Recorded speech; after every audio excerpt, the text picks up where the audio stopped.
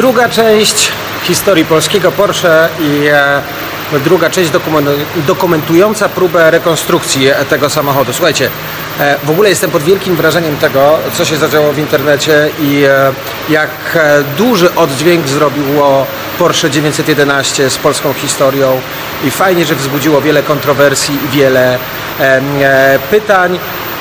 I zobaczcie, 911. Tak już wygląda. Zobaczcie, jak wielkie już są postępy prac.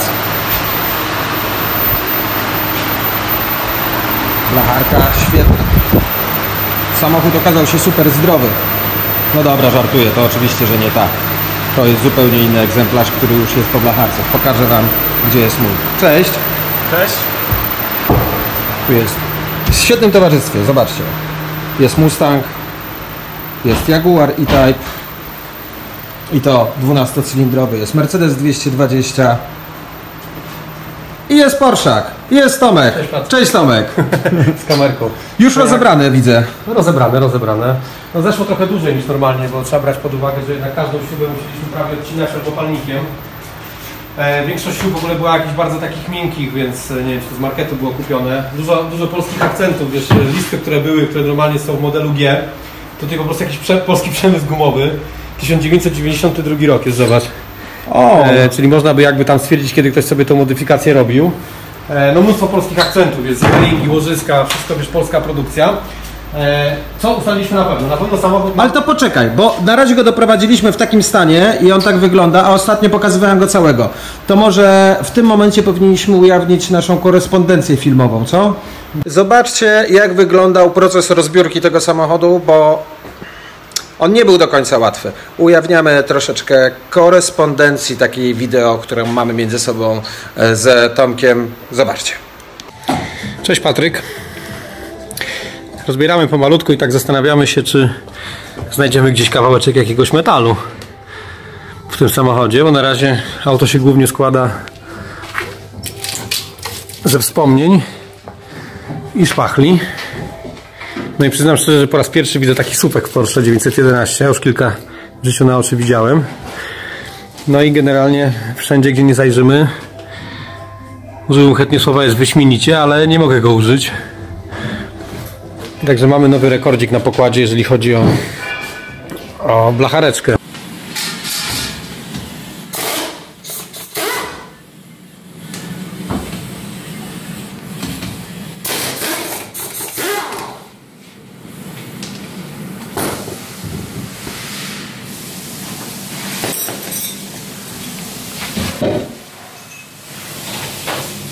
Bardzo fajna sprawa to jest kwestia tego przedniego pasa, no nie? Ponieważ on jest cały wymodelowany z pasa oryginalnego z 70 roku do modelu z wersji G. Więc trzeba przyznać, że było tu mnóstwo pracy przy tym. No ale tak jak widać, to działało i to przez lata jeździło. Nawet chyba po tych modyfikacjach jeszcze samochód miał jakąś stłuczkę, bo widać ewidentnie, że to było jeszcze naprawiane. Więc naprawdę to jest bardzo gruba historia tego samochodu. No i typowo polska historia. No tutaj żeśmy parę razy dotknęli blachę. To jest mocowanie zawieszenia mniej więcej, które tak wygląda. Także trzymało się to generalnie wszystko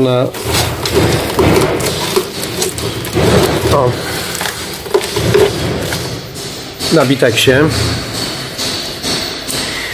Ale pomalutku, teraz spróbujemy, bo błotniki są, oprócz tego są przykręcone, tak jak fabrycznie, to są przyklejone i przyspawane.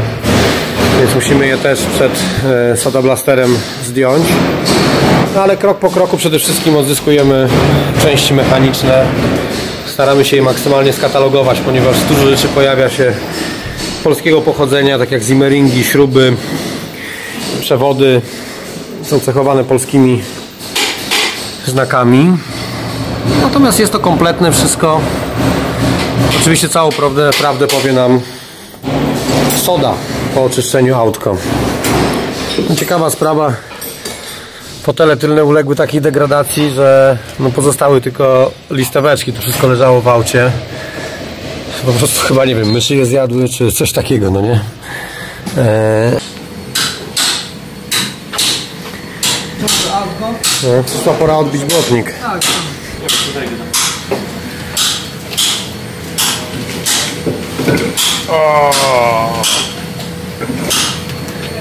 Co to jest?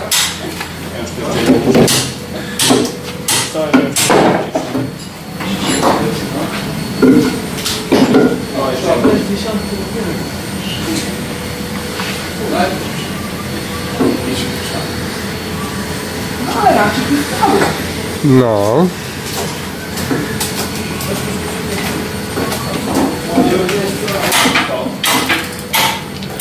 Jakaś mastika taka PRL-owska, taki olki, zobacz, to jest w ogóle jeszcze nie zastygnięte. Ale kurde, dzięki temu to w miarę jakoś tak przetrwało.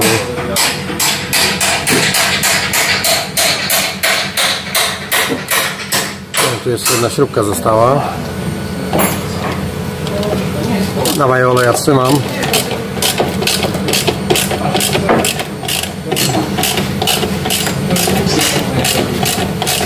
No, prawie wolne.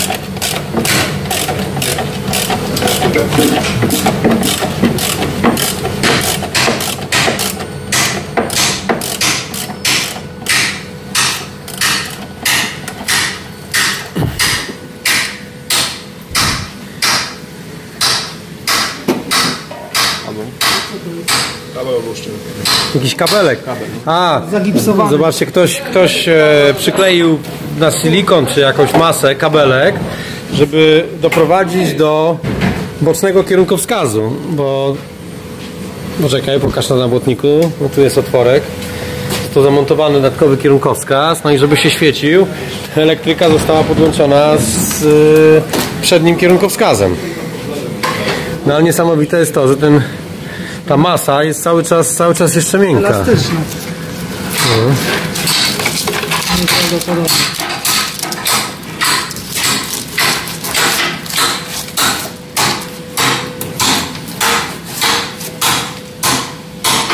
Ważne, żeby nam te minusy plusów nie przysłoniły. Wyciągamy właśnie pasy bezpieczeństwa patentowe. Pozbywamy się elektryki, przewody od spryskiwaczy, akcesoria z tablicy rozdzielczej. Tutaj mamy już szynę rozwierconą, te wszystkie śrubeczki, o których mówiłem, także krok po kroku. No, tu też widać kolejne zwykła dziurka i przez to szła śruba i był zamocowany pas, no nie? Więc te pasy tak naprawdę no, były tylko i wyłącznie... Co to jest za pas? Jakieś rzemieślnicze polskie pasy, nie wiem dokładnie co to jest za model. To jest to polska produkcja. No, mamy już kolumnę kierowniczą rozebraną. Też była ślady aluminium, ponieważ ktoś nabijał kierownicę od innego samochodu. Gwint uszkodzony, zbiorniczki, klameczki bardzo stare. To jest ta szyna, którą bardzo ciężko jest obecnie dostać. Łącznik pedału gazu. No, pedał gazu niestety uległ destrukcji. Pedaliera jest w całości, także też musimy ją wydobyć. No i pomału się zbliżamy do pełnej rozbiórki pojazdu. Mamy też drążki już pozdejmowane. Także myślę jeszcze te 2 dni i uzbroimy samochód w wózek pomocniczy.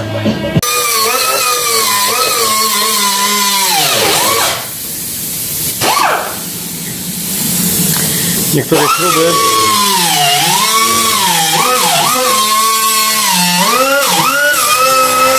udało nam się wczoraj zdemontować zawieszenie, a może bardziej wyciąć. Więc w tej chwili jakby karoseria z tyłu już jest z dostępem do elementów konstrukcyjnych. Sytuacja wygląda następująco. Spróbuję jakoś światło tutaj użyć, że o dziwo wewnątrz tej rury można jeszcze zauważyć, jest taki żółty epoksyd. W rzeczywistości w fabryce Porsche było to ręcznie pędzelkiem malowane przed zmontowaniem układu zawieszenia, więc istnieje duże prawdopodobieństwo, że przez lata tutaj nikt nie zaglądał, a guma, która służy tutaj jako element zawieszenia, była na tyle jeszcze niezużyta, że nie dopuściła wody do tego, więc ta rura w środku jest w bardzo, bardzo dobrym stanie i muszę przyznać szczerze, że zarówno tylna podłużnica, jak i samo zakole, lewy tył Wygląda naprawdę bardzo fajnie. Oczywiście dolna część podłużnicy wymaga naprawy, będziemy musieli tą część wymienić. Brakuje również wzmocnienia słupka B. Po prostu tego elementu tutaj nie ma. On powinien się znajdować... Troszkę problem ze światłem mam, zaraz ustaję. Powinien się znajdować tutaj. Jest dodatkowe wzmocnienie tego słupka. Jego po prostu nie ma, jest ślad po nim. Po prostu podczas tych modyfikacji ktoś go nie zamontował z niezrozumiałych powodów. No dobra, Tomek, opowiadaj teraz, jaki jest kolejny etap, no bo udało się go rozebrać, ale jeszcze nie całkowicie.